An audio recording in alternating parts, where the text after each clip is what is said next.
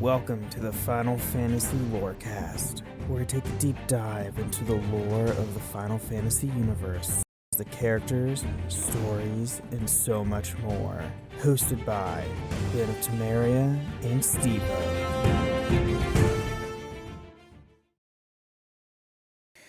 Welcome back, Warriors of Light, to another episode of the Final Fantasy Lorecast. I'm one of your hosts, Brandon, or also known as Ben of Temeria, and always with me is my good friend, Steven. Yo. And we're back with a regular episode. God, it's been a long while since we've done a regular episode. 5 weeks? 6 weeks? Been a little while. It's been a while. So we were doing our whole month of anniversary stuff that we were doing for the show for the 3rd anniversary. So we had our patrons on for 5 weeks straight because there was 5 Wednesdays in July. It's a lot of Patreon episodes, but good news for us, no notes. Yeah, no notes I had to make. Yay. But now we are back to having show notes because we are on regular episodes again. So we're back in our creatures and enemies, and couldn't remember what enemies or creatures that we haven't gone over yet, but we are going over 2 of them today. Was given a list by some of our patrons that we haven't done yet.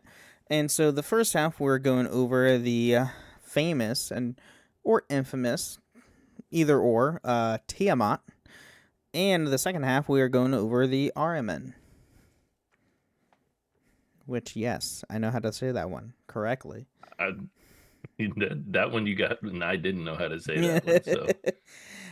So first off, let's start with our famous Tiamat, which is a recurring enemy and a summoned monster in the Final Fantasy series, which is always a dragon. Tiamat is usually one of the later bosses, or at least one of the harder enemies the party encounters. Despite its several reappearances, Tiamat's most prominent appearance is her debut as one of the 4 fiends in the original Final Fantasy.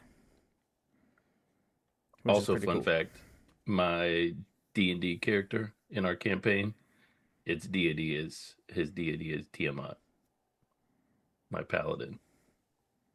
Your deity. Mm-hmm. Oh, interesting. Yes, indeed. Tiamat's from D&D, if nobody knew. Right. That's why it was in the original Final Fantasy. Right. So, speaking of the original Final Fantasy, Tiamat is one of the 4 fiends. She guards the Wind Crystal, the 4th and final elemental crystal in the game. She is the strongest fiend, fought last in the Flying Fortress. In the Dawn of Souls and 20th anniversary versions, defeating her opens the way to the Whisperwind Cove, which I believe is an optional dungeon. I haven't made it that far in one. Yeah, it's a bonus dungeon specifically in the Dawn of Souls and 20th anniversary version. So, that's cool. As long as let me see here, entrance to cove. I assume if it's in Dawn of Souls, it's probably like... Within, players can challenge bosses from Final Fantasy VI. Is the longest of the Soul of Chaos dungeons and features the super boss Death Gaze on its final floor. Oh. That's cool. That is cool. Going into Final Fantasy II, Tiamat is a powerful monster in a box boss in a Pandemonium in a chest containing a genie helm. Oh, part of the genie set. Is this not a full? That's a full set, right? If I'm mistaken. The Genji stuff? Or yeah, Genji. Usually. Genji, not... Yeah. Did I say Genji? I said... What did I say? Genji? Did I say Genji or Genie? I think I might have said Genie. Genji. Genji helm, yeah. Oh my god. It's usually the gloves and the boots, but... Right.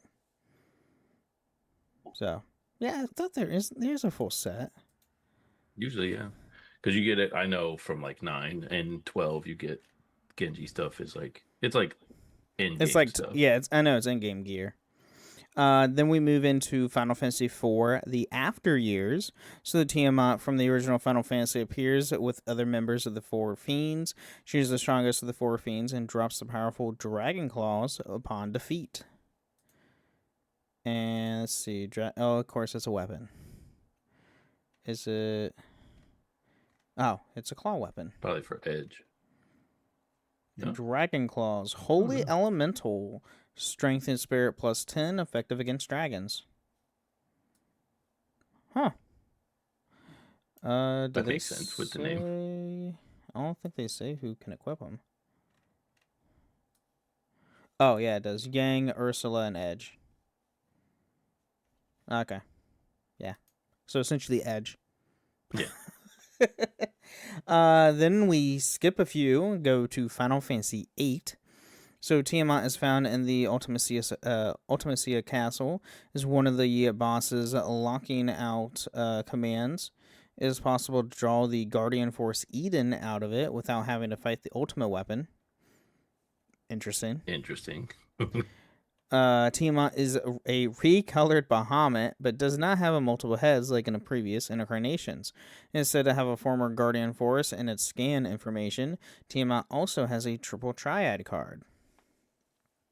I mean, of course. Every character in that game had a triple triad card. Are you kidding Yeah, me? But yeah, I mean, I can see why they just reskinned Bahamut. I mean, I'm not surprised. it is cool that it shows former GF in its scan information, though. It gives a little backstory to it. Oh yeah. And then Final Fantasy IX. Steiner and Vivi fight the Wind Guardian at the Wind Shrine. Although the battle is not playable, Tiamat is a recreation of the Wind Guardian by Kuja from the crystal's memory. The whole party fights Tiamat in Memoria. A crystal clone can be also found in the random encounter in the crystal world. That sounds terrible. I don't think you actually do that fight at the Wind Shrine.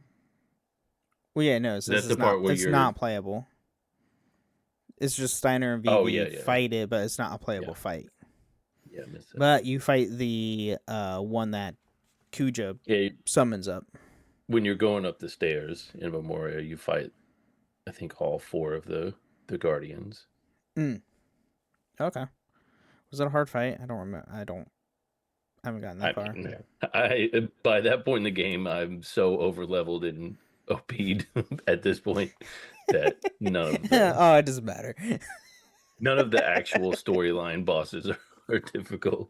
Oh, fair enough. I guess that's fair. Let's see here. We have Final Fantasy 11.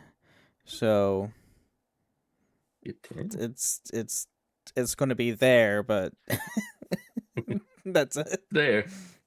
So Tiamat is a hyper notorious monster found in the depths of the Ottawa Chasm, one of the three grand worms introduced in the Final Fantasy XI Chains of Promathia expansion, along with the Jorgamond. It's Jorgamander. It's the world serpent, or Okay. AKA Midgard Summer, because that's another name that Jorgamander has in Norse mythology. Oh. And Vitra. These names sound familiar. Not to me. They're in 14. I don't pay attention to the bosses' names in 14. They're not even I bosses. just see a monster kill a monster. You don't even fight them. Oh, what is Well, Virtua? Vitra is the dragon from Endwalker that you talk to. Endwalker. You talk to a dragon to get scales. I'm sure I To do. ward the powers of. That's literally where I'm at in the story right now, in Endwalker. I don't remember that part. You don't remember a dragon? No. Oh, Not even a little bit. All right. Well, Tiamat once boasted one of the highest levels and greatest HP pools in the game, estimated at level 95. Though the three worms are known for the lack of good items there upon death, Tiamat remains the only grand worm actively sought out by the endgame community today, on account that its herald gaiters, which increase movement speed for particular mage jobs. Ooh, Oh. that's big. That is a good big for mages, absolutely. Especially if the movement is anything like in 14, where it's like walking through quicksand. Yeah. Yeah, that's fair. Tiamat's spawning conditions are brutal. She has a brief window in which she spawns every 30 minutes, beginning 72 hours after her last demise, lasting for exactly 48 hours, requiring link shell groups to spend long spans of time waiting for it to appear. In the chains of Promethea's storyline, Tiamat is truly hunted by the Shikatra sisters, three Mithrin hunters who hail from, oh god, Orzeria and the But Mithrin homeland. Okay. I don't want to hear any corrections on the words from Oh. 11 because none of it's. So the Mithra are essentially the Makote of 11. Oh, okay. Interesting. Makes sense. Because Yeah. they're kind of hunters in Yeah. 14 too. Yep. I mean, there's a lot of obviously from 11 to 14. There's a lot of Crossover. commons Yeah. crossovers, but changes obviously as well. I mean, honestly, I wouldn't be surprised if I learned when I get to Dawntra that 11 is just another part of the shards. I wouldn't be surprised if that's the case. I mean, clearly don't ask me right now because I don't even remember a dragon in Endwalker. Which is crazy. Okay, anyway. Final Fantasy 12, Tiamat is a worm type monster, a worm type boss in the Henna Mines, summoned by a misfueled Mirren. Murn? Okay. As opposed to its prior incarnations, this Tiamat isn't any stronger than the average boss battle. Yeah, Aw, it's pretty that's nothing. underwhelming. Oh, it's the freaking it's Fran's race. Okay. Yeah, the Vieira. It's her Yeah. sister, I want to say. Oh. So I played through 12, but it's been so long since I actually did play through 12. It's a very quick scene. You basically like she gets taken over by the mist and summons Tiamat, and it's a very quick battle. Okay. Final Fantasy 12 Revenant Wings. Tiamat is a rank 3 ranged lightning esper. She costs 20 affinity points to summon. Her normal attack, Plasma Storm, deals lightning damage to multiple foes, while her special attack, Mighty Guard, increases the defense and magic resistance of all allies in range. Her appearance is drawn from the boss of Final Fantasy 12. Which kind of, that makes sense. I mean, Because, yeah, it's just 12 and 12 Reverent Wings. Oh. Even though Reverent Wings is that a 3DS game? it's handheld. I don't remember which one it I is. want to say that was 3DS. DS. Original DS. Oh god. Yes, not 3D. Not 3D. Alright, Final Fantasy 13.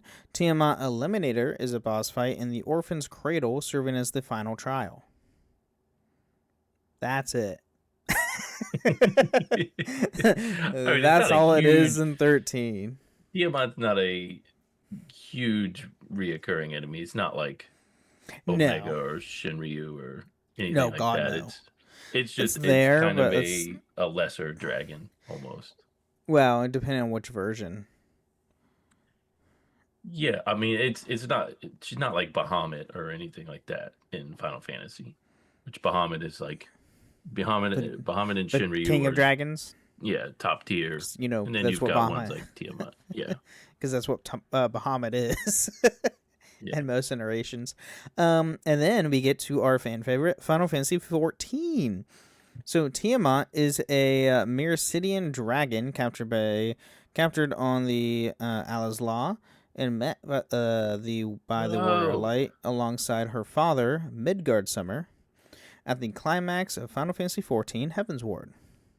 okay. I remember now. You remember Tiamat now? Yeah, Yeah, that's we not from that's in Heaven's um Ward. yeah in Heaven's Ward, not Yeah, Endwalker. no. Vitra is from Endwalker. Oh, okay. I thought you were saying Vitra's Tiamat. no. Vitra is an Endwalker. Tiamat's in. Yeah, You meet Tiamat is the one her. that's like swirled around the Yeah. thing that you have to release. Okay, yeah. Well, Well, eventually.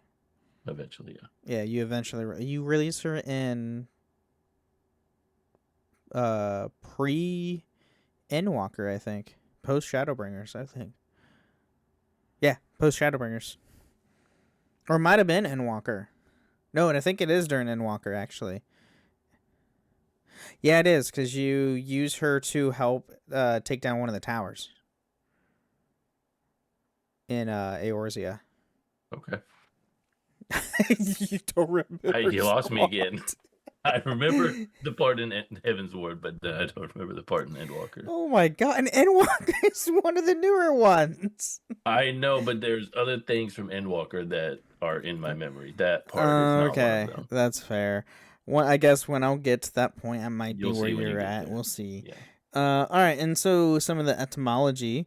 Tiamat is a primordial goddess of the ocean in the Mesopotamian religion. The game Dungeons & Dragons have Tiamat as a chromatic dragon, the queen of the evil dragons, and as such is the opposing deity to Bahamut, one who is a platinum dragon and the king of benevolent dragons. So, Yes. whoa.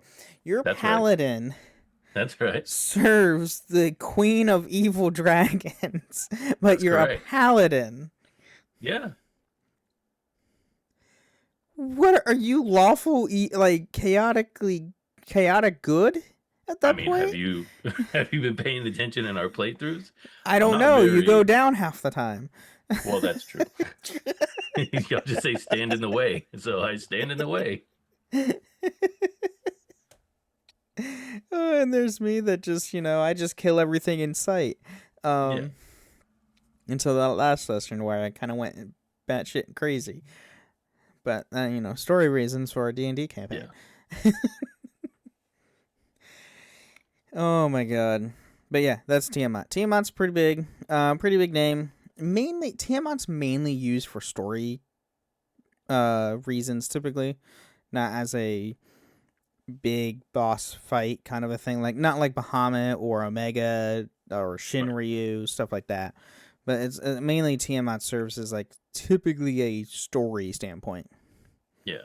It's like if we're going to use a dragon, let's use Tiamat and not use Bahamut. That would just wipe out a continent. Right. You can't throw a Bahamut to have a conversation with. You got to use Tiamat for that. Yep. That's fair. Yeah. Well, let's take a quick mid break. Thank our patrons, and we'll be right back. I wrote a little song to remind you Choice Hotels get you more of the experiences you value. The Cambria Hotel's got it all. A rooftop bar, have a ball. Cocktails up here feel just right. Is Cambria amazing? Alright. Bring a date, your team, or even your mom. Book direct at choicehotels.com. See you on the roof.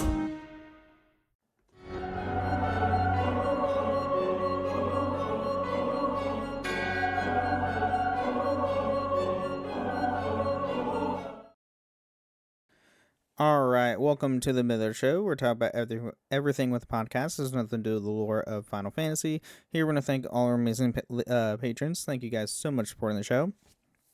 And a huge shout out to True Speak and our newest Ultimate Tier patron, Icons, who upgraded their Warrior Light patron status to the Ultimate Tier. Thank you so much for supporting us, Icons, True. Huge shout out to you guys every week. And if you want to join them or join us once a month on the show, you can go to patreon.com/Final Fantasy Lorecast, where you can get ad-free episodes or even join us once a month on the show. Which, I mean, if you listen to all of July's episodes, it was every week for July. So, if you want to be part of that chaotic fun, join us. You can also leave us ratings, reviews on Apple and Spotify. Leave 5-star review on Apple with some words or a nice Spotify comment. We're ready next time on the show, which we do have some Spotify comments. We have one from our good friend Kron, who is a huge help of us in our FC. Back on our Berlin Fan Fest recap, Kron wanted to clear some things up. So A normal raid series is broken down into 3 groups of 4, so in theory, we should have 12 FF7 related boss fights. Endwalker was the worst queue times of any expansion release. People could queue in the AM and go to work and come home and still wait for a nightmarish. That's what he wrote. Nightmarish. Oh. Yeah. It was during that time. Like, you could queue in the morning, get home, and you're still, like, queued to, like, start the game. Though Endwalker came out during COVID. So, mind you, a lot of people Everybody were was playing. A lot of people were playing during that time. A 24-hour server time isn't even the longest the game has been down for maintenance. They shut down for 48 hours when they added the Dynamis DC, which only had 4 servers at the time. The other 4 were added closer to the release of Dawn Trail, which I do remember that because, well, I remember when they added the 4 extra. Because we're currently on the Dynamis data center on the Seraph server, which was one of the original 4. And then they added 4 more to the Dynamis to expand the servers and everything. I think that it was right when Xbox was getting all their stuff is when they added the 4 new servers to the Dynamis data center. Because, I remember when I was joining, it was still a nightmare to try and get into Seraph because it was so congested. There wasn't enough it's because new servers are considered new worlds to where you get EXP bonuses. So a lot of people would move their characters around to get EXP bonuses. I think it's dumb. It's whatever. It's so not worth it, especially because you have to pay if you've already done it once. Oh, yeah. You have to pay for the transfer and everything. Yeah, I'm good. It can't be that much of an EXP boost anyway. It's 100%. Yeah, you get double X. You get double EXP for everything. That's fair. Up to level 90. Don't you get that when you're new anyway, within the first 90 days? Mm-hmm. Yeah. If you're a new character. You get it either way. Yeah. Yeah. Well, that's the reason people transfer, is because of the bonus. But anyway, we also have Mr. Evilistic on our FanFest recap saying, you think we'll get a Thor fight in Evercold? Probably not, because Thor doesn't exist in Final Fantasy, as we know of.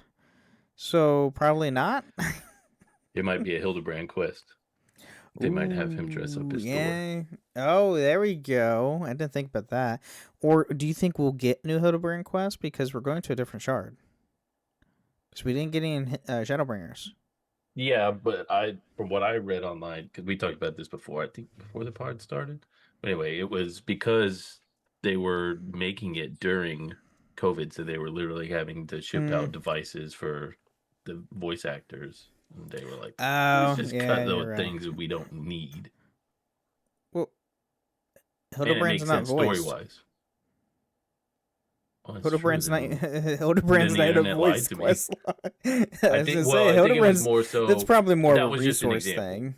I think they were trying to cut production. They were trying to cut resources because normally each expansion's every 2 years. The Shadowbringers or no, Endwalker. No, Shadowbringers was not during COVID. It was before COVID. Endwalker was. Then COVID. The internet really lied to me. Then I couldn't tell you. We'll find out when it gets closer to. Maybe we'll find out in Tokyo Fan Fest. Stay tuned for October. Right. Also, Mr. Evilistic commented on our 3rd anniversary episode, saying, "Life has been so chaotic recently, but one thing I can always rely on is most is of this community will always be there to keep spirits high. So glad this show popped up on my feed so long ago." Well, thank you, Mr. Evil. So we're here. That's what we're here for. Absolutely. And then, you can also find us in a few different Discord servers. The Robots Radio Discord at robotsradio.net, as well as my own Discord server, the Ben and Friends Podcast and Discord, where you can find this show and all the other shows that we host, which are the Dragon Ball Lorecast, the Holocron History, Star Wars Canvas Legends, the Gundam Lorecast, the Wizarding World Lorecast, and the Witcher Lorecast. All right. News? Fox Girl said in the chat, just speaking of the Hildebrand part, she said they were burnt out on Hildebrand, but the backlash was so big that they brought him back. Oh So, my god. Oh, okay. And I so mean, they and are they fun. I was doing the quest last it's night, just and just goofy like stuff.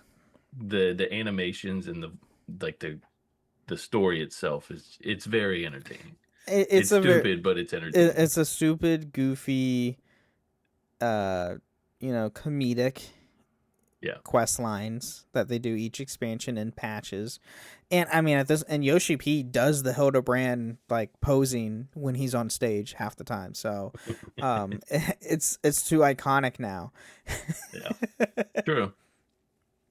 So all right, and then yeah, other news, I mean, they are slowly talking about the Final Fantasy Residence and showcasing like visions that we'll be able to get in the game to use in game. So far they've only shown the Warrior Light and Cloud from 7 so far as of us recording this. So shocker. We already knew those were going to be in the game anyway. And then Final Fantasy 14 is the best-selling game right now on the Switch. 2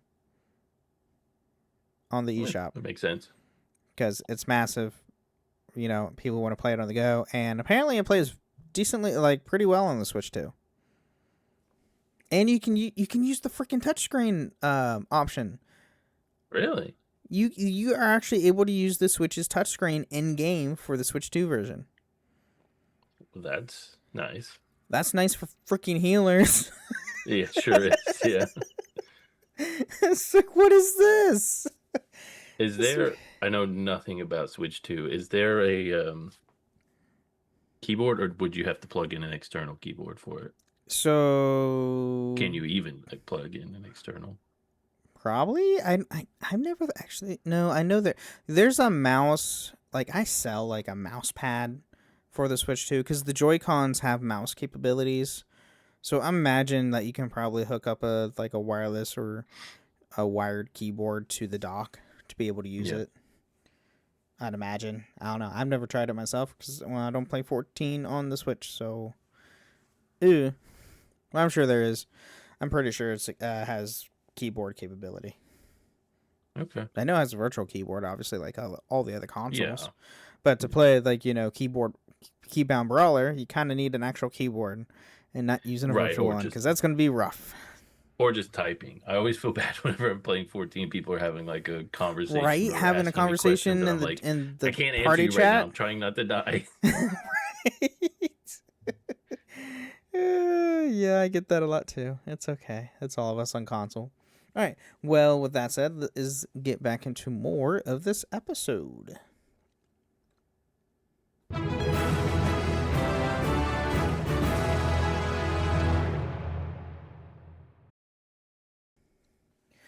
All right, so the Ahriman. So the Ahriman is also known as the Fatal Eye, Veteran, or the Algamane.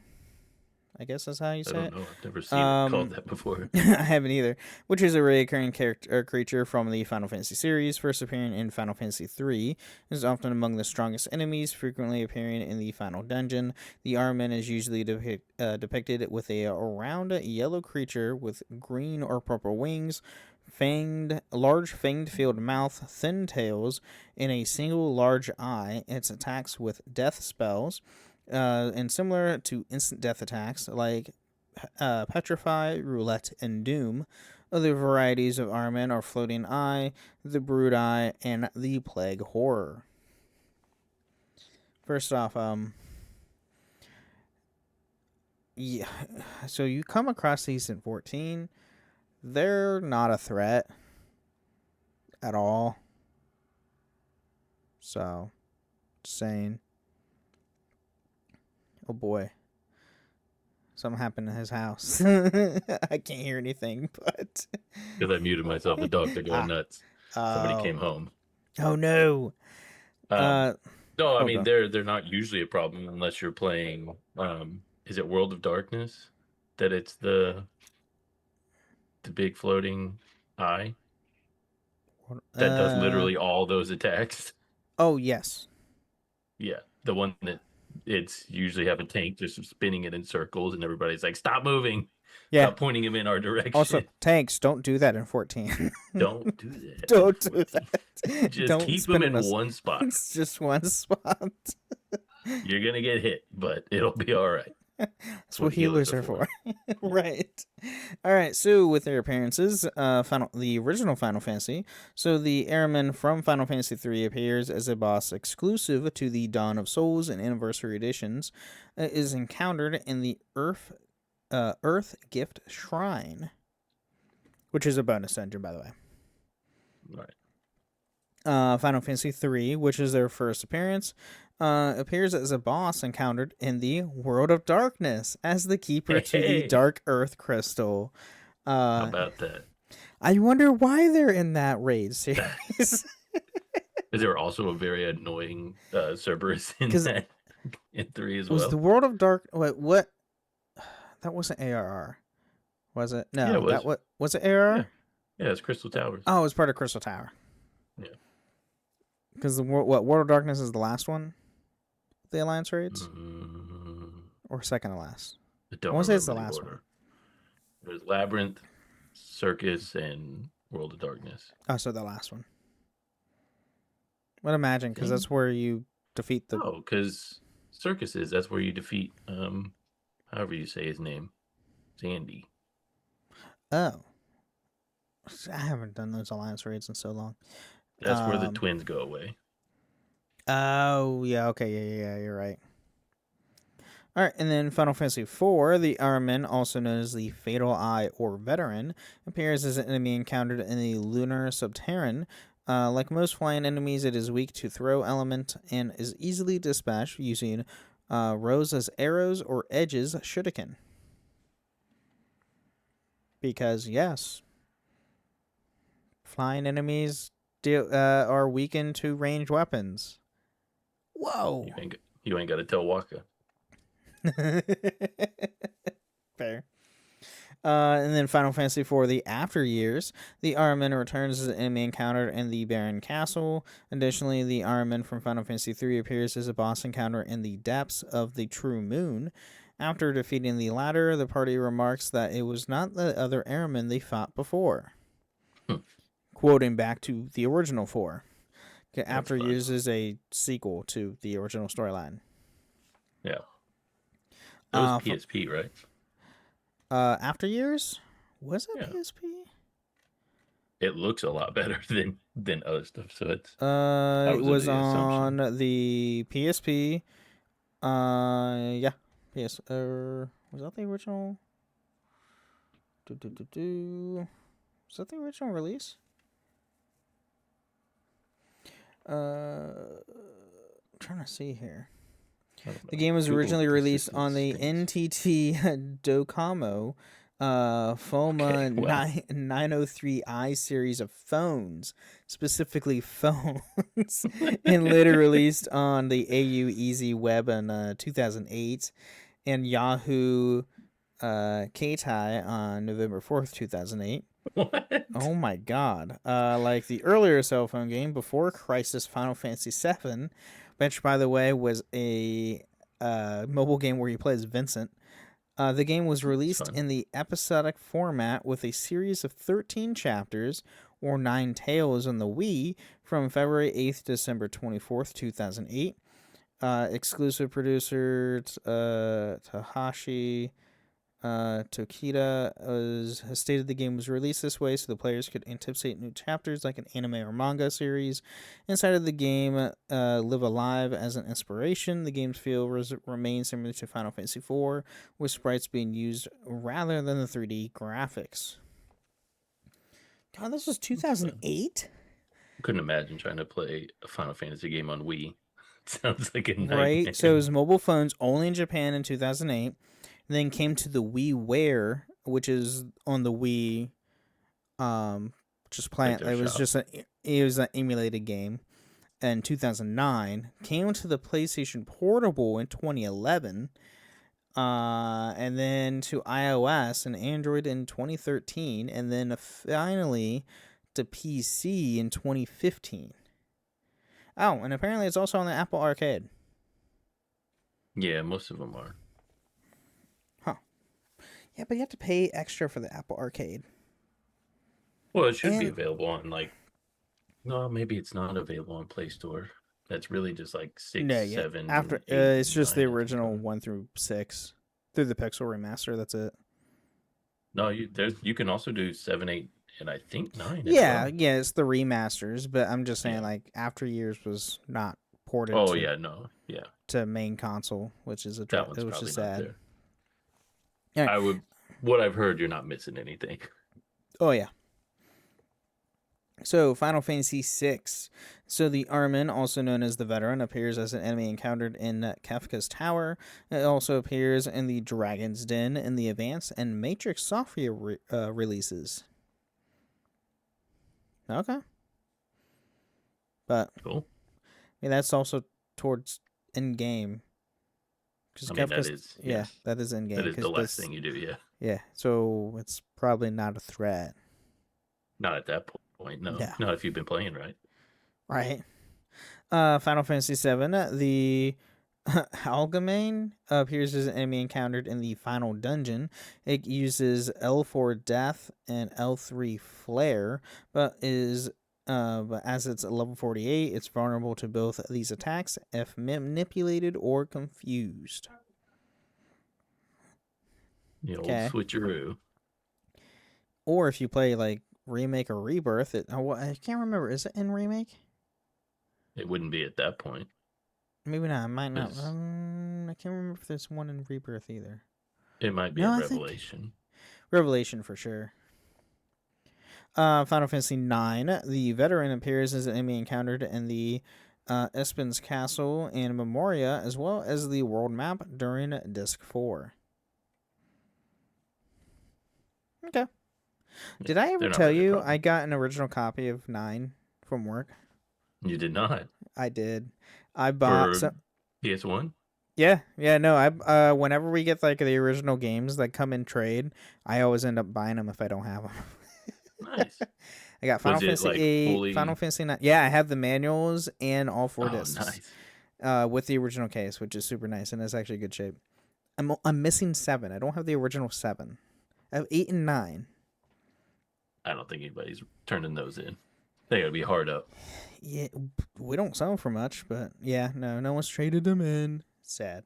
Final Fantasy X, the Ahriman appears as an enemy encountered in Mount Gagazet, Zenarkin, and Inside Sin. It's a fodder enemy in 10. That's all it Yeah, is. it's just one of the flying ones that you have to attack with Waka. Yeah.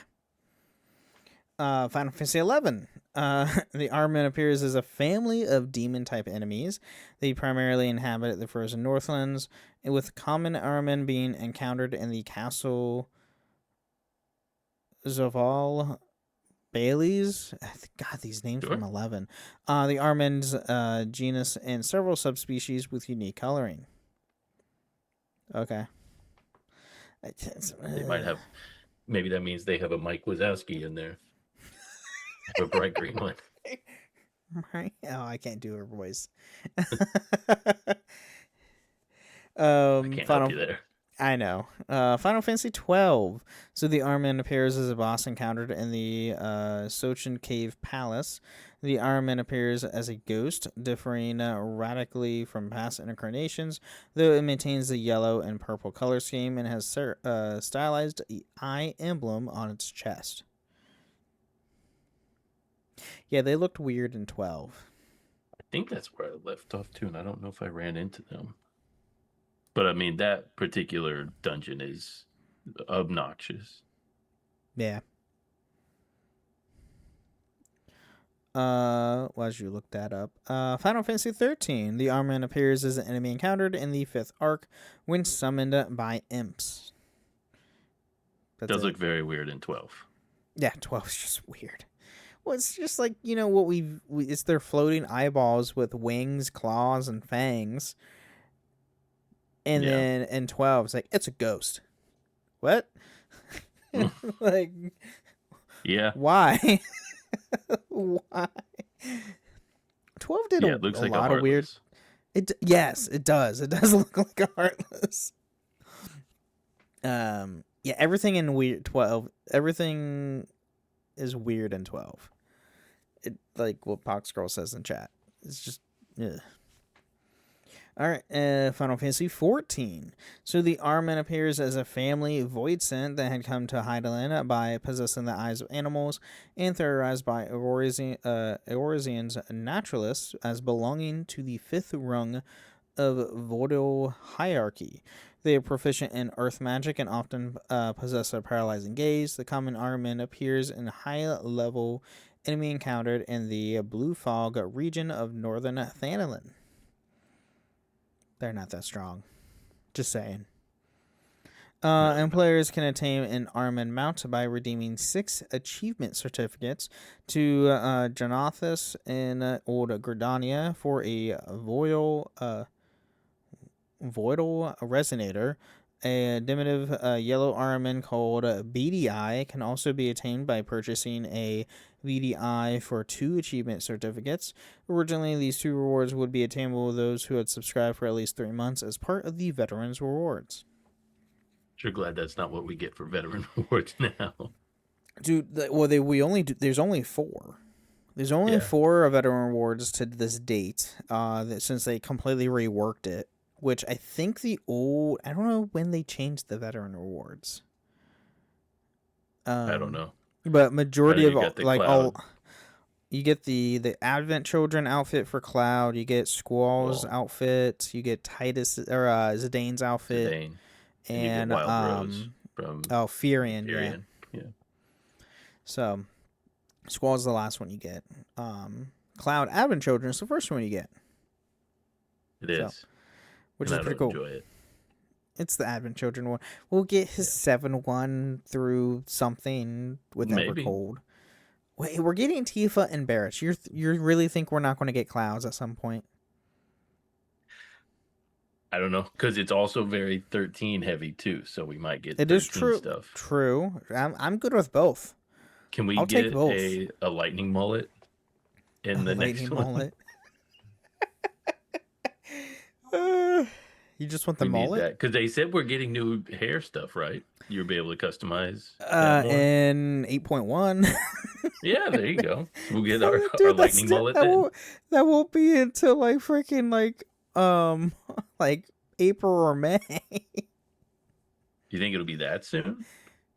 Well, 8.1 is the first major patch. Oh yeah, it comes out. It comes out in January. So it's gonna be like April, May, if not like later. I don't know. We'll see how far the patch is going to be. I was thinking it was going to be later than that. It might be. I know they did say that they're wanting to talk about their plans are for 14 is reduce the times in between patches. So I know they did say they're going to look at talking about that at Tokyo, but I don't know how they can keep promise of that because they are adding a lot to the game to revitalize it. I don't want them to speed it up. No, take your damn time. I'm good with the content. There's too much to do in 14. I will be playing Keybound Brawler literally October 28th when it drops, so I can get those freaking outfits.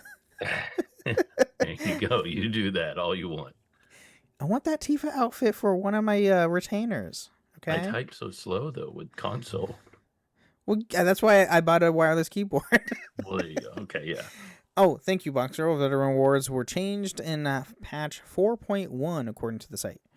Oh, okay. So that would have been... we're at 8.0 now. Was that 2.0? Was Heaven's War? That would be Stormblood. Yeah. That would have been Stormblood. All right. Cool.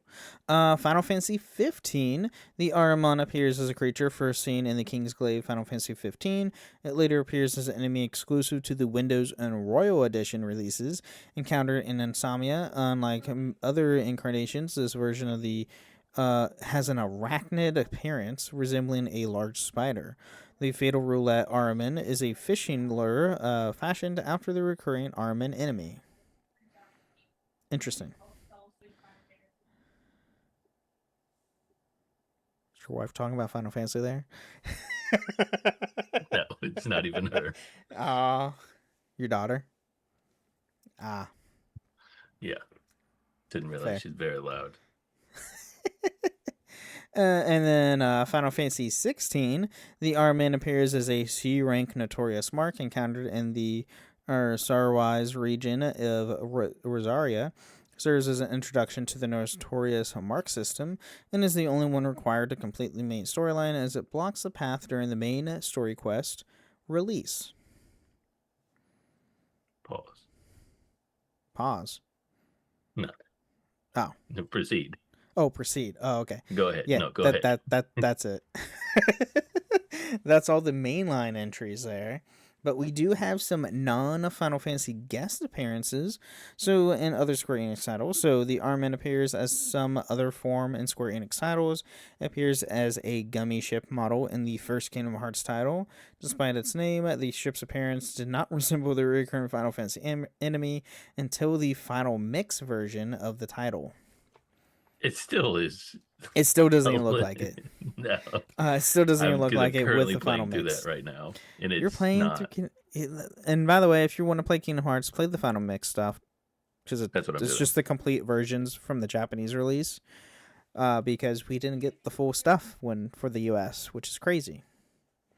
Yeah, I'm about to finish up. I'm heading towards End of the World now, and then I just replayed 2 not that long ago, so I'm just gonna skip over that, and then Good, finally, because God willing, I will finish 3. never go back to 2 because that that freaking Roxas fight right before the final battle Yeah, is harder than the damn final battle.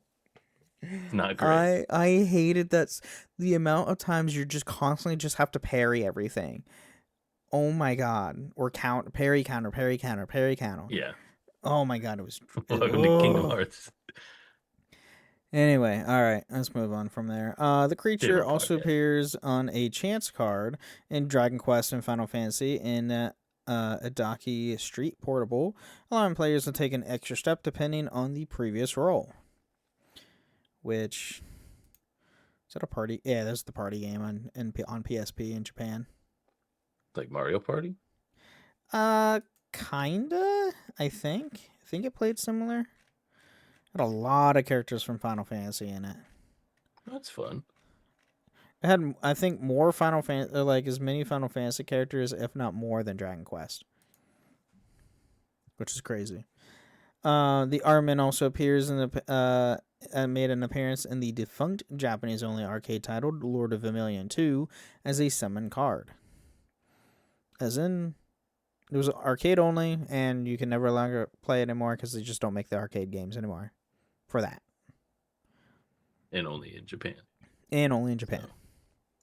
And then it does have some influence on other titles. The Japanese browser game Grand Blue Fantasy features Ahrimans based on the Final Fantasy design as a recurring boss in the Unite and Fight events. Depending on the event, they will appear as either purple or yellow variants.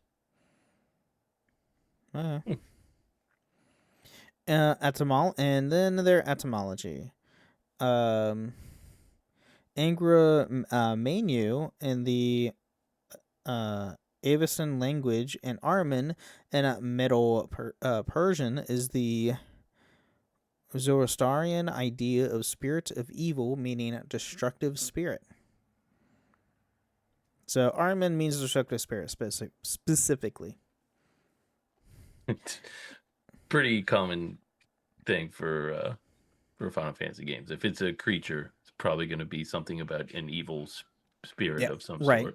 Well, also, when they first appeared, it was a in-game boss level, and it could use instant death abilities. So, yes. Yeah, spirit of evil. In early games, Ahriman was also known as a veteran. This may be the result of some God, I can't talk. Words are hard. Words are hard. They mistranslated the Japanese names as early man, which would be more likely as Ahriman. A veteran is a person with a long experience in the field, and that was taken from Latin vetus, meaning old.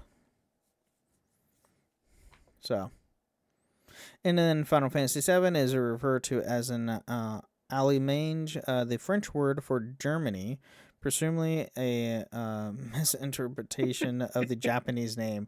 Why are you guys having these translation issues? French word for Germany. So Ahrimans are Nazis. Now we know. So there you go. They are evil. My God. You're not right. Yeah, true. Oh my God. Oh, that's funny. That's hilarious. Oh my God, that's something. That's a worth noting. That's a conversation starter. Did you know Ahriman from Final Fantasy actually means Germany? Well, sorry, the Algamane or whatever, Algamane or whatever they called it in 7. Yeah. Yeah, I gotta tell you, everyone, for this season, just stick around for the etymology, if nothing else, because we have learned a lot during the etymology for these things. Between the Cactuar and this and the Tomberry, yes. Oh my God. 7 translations are the best. Yeah, I agree, Box Girl. They're freaking hilarious. That's what they are. These guys All are right. sick. Well, that's what we got this week. We got Tiamat, Ahriman's. So there you go. I should be able to pump out a couple more creature and enemies from a list I got from our patrons that we haven't done yet. And stay tuned for September. We have a special episode coming up in September. I'm not going to tell or tease what it is, but prepare for September. So, And then the next season after that, probably. Probably, I'd imagine. Hopefully. We're going to figure out what we're going to do. Yep. But if you have ideas, shoot us, go in the Discord, let us know what you'd like to hear. Shoot us, comments on Spotify. Let us know what you want to hear for season 7. We're on our 7. Oh my God, it'll be season 7. What could we do for season 7? Don't. No, I swear we didn't plan this. No, we won't do that. We'll just do 7 plus 7 for season 7. If True had it his way, we'd do a whole season just about 7. Oh, absolutely. Or purple. Or purple, yeah. Absolutely, we would. Or 14. I mean, that's a whole podcast we could do. That's what we originally planned for this. I think there's quite a few of those. There are quite a few 14 podcasts. So, I know there's like game-based ones. I don't know about lore. That's a hell of a podcast undertaking right there, just covering the 14 lore. Right? I mean, that's what the original concept for making the show was. And then that was your original concept. Fair point. That was my original concept for making the show. And then it kind of opened up to everything, which honestly was the better idea anyway. Because 14 is only so much. So, but it's still one of the fastest, growing communities for MMO next to WoW. But WoW is what it is. Anyway, everybody, thank you again for listening to the Final Fantasy Lorecast, and may the crystals guide you.